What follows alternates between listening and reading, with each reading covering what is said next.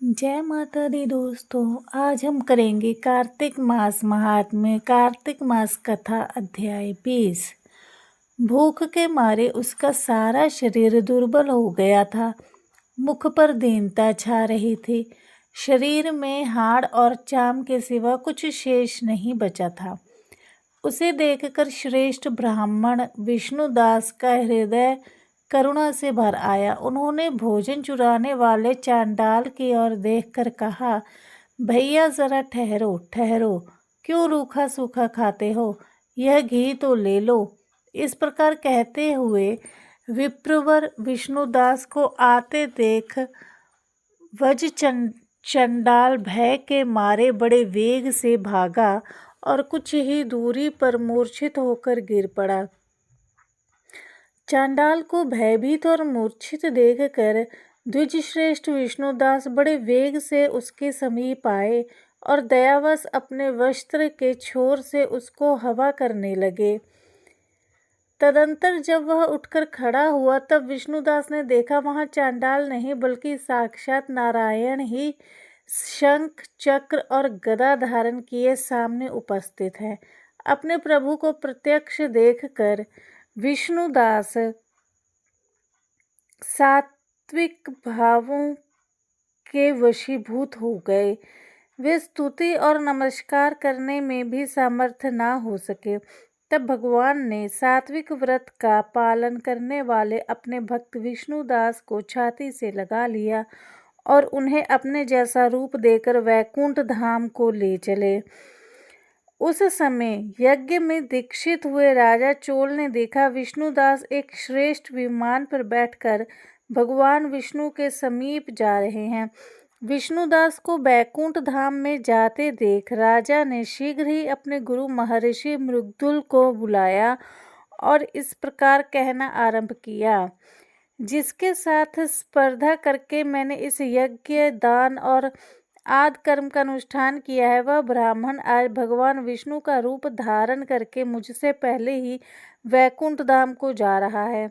मैंने इस वैष्णव धाम में भली भांति दीक्षित होकर अग्नि में हवन किया और दान आदि के द्वारा ब्राह्मणों का मनोरथ पूर्ण किया, तथापि अभी तक भगवान विष्णु मुझ पर प्रसन्न नहीं हुए और इस विष्णुदास को केवल भक्ति के ही कारण श्री हरि ने प्रत्यक्ष दर्शन दिया है।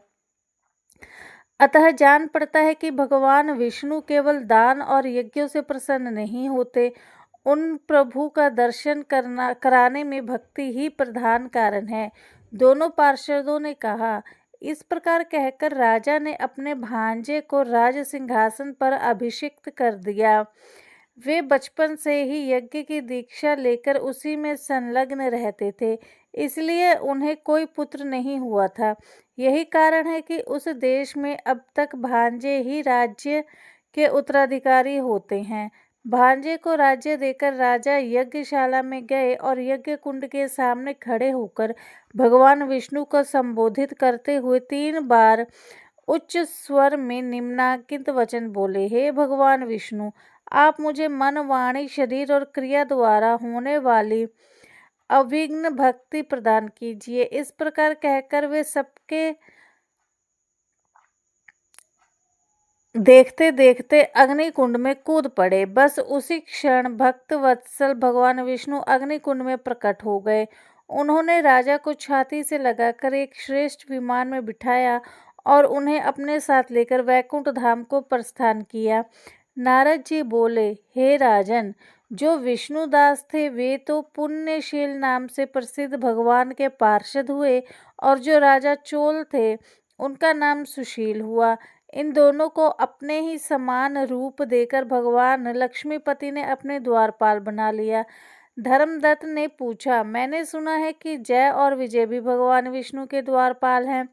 उन्होंने पूर्व जन्म में ऐसा कौन सा पुण्य किया था जिससे वे भगवान के समान रूप धारण करके वैकुंठ धाम के द्वारपाल हुए?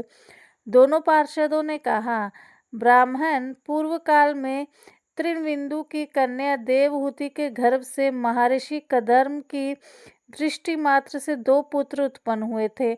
उनमें से बड़े का नाम जय और छोटे का नाम विजय हुआ। पीछे उसी देवहूति के गर्भ से योग धर्म में के जानने वाले भगवान कपिल उत्पन्न हुए। जय और विजय सदा भगवान की भक्ति में तत्पर रहते थे। वे नित्य अष्टाक्षर मंत्र का जप और वैष्णव व्रतों का पालन करते थे। एक समय राजा मरुत ने उन दोनों को अपने यज्ञ में बुलाया, वहां जहां ब्रह्मा बनाए गए और विजय आचार्य।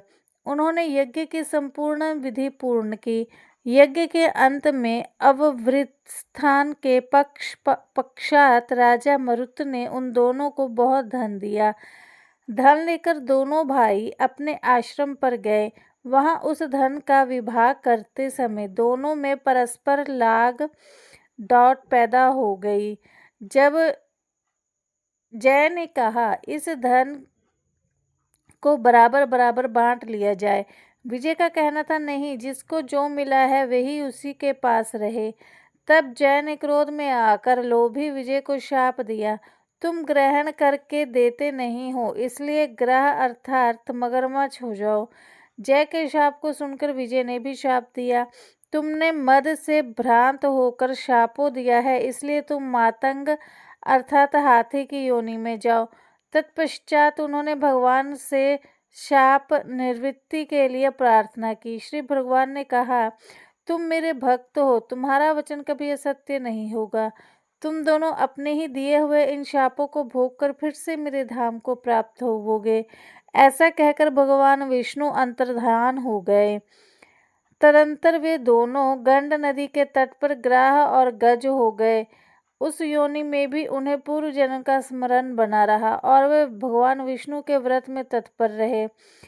किसी समय गजराज कार्तिक मास में स्नान के लिए गंड नदी गया तो उस समय ग्राह ने शाप के हेतु को स्मरण करते हुए उस गज को पकड़ लिया। ग्राह से पकड़े जाने पर गजराज ने भगवान रमानाथ का स्मरण किया। तभी भगवान विष्णु शंख और गदा धारण किए वहां प्रकट हो गए। उन्होंने चक्र चलाकर ग्राह और गजराज का उद्धार किया और उन्हें अपने ही जैसा रूप देकर वैकुंठ धाम को ले गए। तब से वह स्थान हरिक्षेत्र के नाम से प्रसिद्ध है। यही दोनों विश्वविख्यात जय और विजय हैं, जो भगवान विष्णु के द्वारपाल हुए। धर्मदत्त, तुम भी ईर्ष्या और द्वेष का त्याग करके सदैव भगवान विष्णु के व्रत में स्थिर रहो, समदर्शी बनो। कार्तिक, माघ और वैशाख के महीने में सदैव प्रातः काल स्नान करो। एकादशी व्रत के पालन में स्थिर रहो। तुलसी के बगीचे की रक्षा करते रहो। ऐसा करने से तुम भी शरीर का अंत होने पर भगवान विष्णु के परम पद को प्राप्त होवोगे। भगवान विष्णु को संतुष्ट करने वाले तुम्हारे इस व्रत से बढ़कर न यज्ञ है, न दान है और न ही तीर्थ ही है। विप्रवर, तुम धन्य हो, जिसके व्रत के आधे भाग का फल पाकर यह स्त्री हमारे द्वारा वैकुंठ धाम में ले जाई जा रही है। जय माता दी।